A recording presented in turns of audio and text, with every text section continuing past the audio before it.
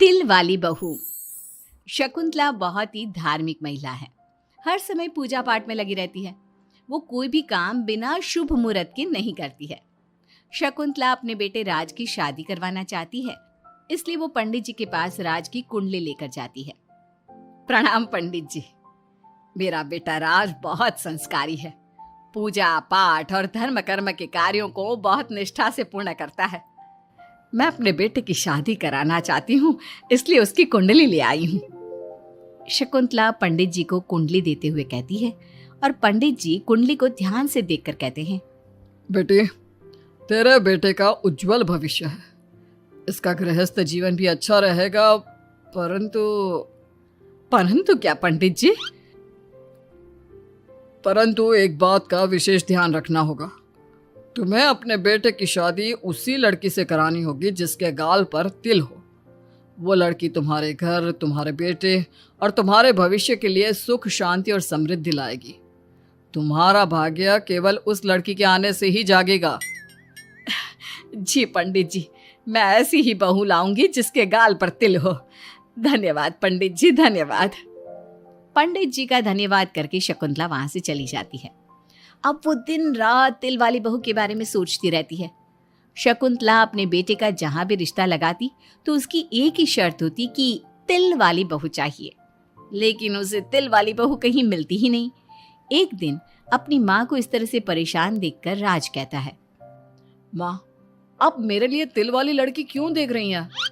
अरे क्योंकि पंडित जी ने बोला है, वो तुम्हारे और इस घर के लिए भाग्यशाली साबित होगी। माँ, मैं एक लड़की से प्यार करता हूँ। आप मेरी शादी उस लड़की से करा दो ना। उसके गाल पर तिल होगा तभी मैं तुम्हारी शादी उससे कराऊंगी, नहीं तो भूल जाओ उस लड़की को।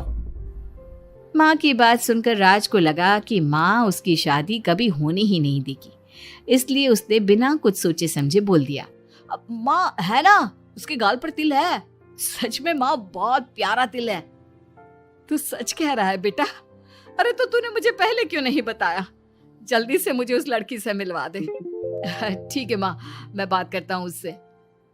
अगले दिन राज रोशनी के पास पहुंचा और उसे सारी बात बताई।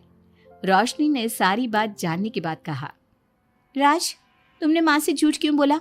मेरे गाल पर कोई तिल नहीं है। अरे मेरे पास कोई और रास्ता नहीं था रोशनी। उस समय मुझे जो ठीक लगा मैंने किया। अगर मैं ऐसा नहीं बोलता तो माँ मेरी शादी किसी तिल वाली लड़की से करा देती। माँ से इसे झूठ बोलना ठीक नहीं है। माँ को कोई तिल वाली लड़की मिलती ही नहीं तो माँ अपने आप तुम्हारी शादी मुझसे कराने के लिए तैयार हो जाती। अरे तुम्हें पता नहीं, पंडित जी के मुख से निकली बात मेरी माँ के लिए पत्थर की लकीर है। वो आकाश पाताल एक कर देंगी, लेकिन तिल वाली लड़की ढूंढ कर ही रहेंगी। जो भी हो राज, लेकिन माँ को जब कभी सच्चाई का पता चलेगा तो उन्हें बहुत दुख होगा। और मेरे गाल पर तो तिल है ही नहीं, अब मैं माँ से कैसे मिलूंगी? तुम अपने गाल पर काजल से एक तिल बना लो ना, बाकी मैं संभाल लूंगा। अगले दिन रोशनी ने ऐसा ही किया। उसने काजल से गाल पर एक तिल बना लिया। इसके बाद राज ने रोशनी को अपनी माँ से मिलवाया और जब शकुंतला ने रोशनी को ध्यान से देखा तो उसके गाल का तिल देखकर बहुत खुश हो गई और दोनों का रिश्ता पक्का कर दिया। कुछ ही दिनों में शकुंतला ने राज और रोशनी की शादी बहुत धूमधाम से करा दी। बहू, राज, जल्दी बाहर आओ, एक खुशखबरी है। रोशनी और राज बाहर आते हैं। राज, देखा, मेरी बहू के भाग्य से घर में खुशी आने लगी। जिस जमीन का केस हम पिछले 10 साल से लड़ रहे थे ना, वो केस अब खत्म हो गया है। अभी अभी वकील साहब का फोन आया है, वो केस हम जीत गए हैं। माँ, ये तो बहुत अच्छी खबर है। ये सब आपकी मेहनत का फल है। आपने इस कोर्ट केस के चक्कर में बहुत मेहनत की है। अरे नहीं बेटा, ये तो मेरी तिल वाली बहू के भाग्य से हो रहा है। पंडित जी ने बिल्कुल सही कहा था। शकुंतला रोशनी को बहुत प्यार करती है, लेकिन रोशनी के मन में दुख होता है। वो सोचती है, माँ मेरे झूठ को सच समझ रही है। अगर माँ को ये पता चल गया कि ये तिल नहीं काजल है तो उन्हें कितना दुख होगा। मैं आज ही राज से बात करूंगी कि वो माँ को सारी सच्चाई बता दे। शाम को राज घर आता है तो रोशनी राज से कहती है, राज, हमें माँ को सारी सच्चाई बता देनी चाहिए। घर में कुछ भी अच्छा होता है तो माँ को लगता है कि सब मेरे गाल के तिल की वजह से हो रहा है। तुम्हारे गाल की तिल की वजह से कुछ नहीं हो रहा, लेकिन हाँ, तुम्हारी वजह से हो रहा है। तुम इस घर में लक्ष्मी का रूप लेकर आई हो। सब बात ठीक है राज, लेकिन मैं माँ से और झूठ नहीं बोल सकती। मैं कल ही उन्हें सब कुछ सच सच बता दूंगी। नहीं रोशनी, अभी हम कुछ नहीं बता सकते। अभी हमारी शादी को ज्यादा दिन भी नहीं हुए। तुम माँ के दिल में अपने लिए थोड़ी और जगह बना लो, उसके बाद में पक्का मैं ही माँ को सब कुछ बता दूंगा। इस तरह से दिन गुजरने लगते हैं और शकुंतला के घर में खुशियों का आना लगा रहता है। शकुंतला अपनी बहू से बहुत प्यार करने लगी थी।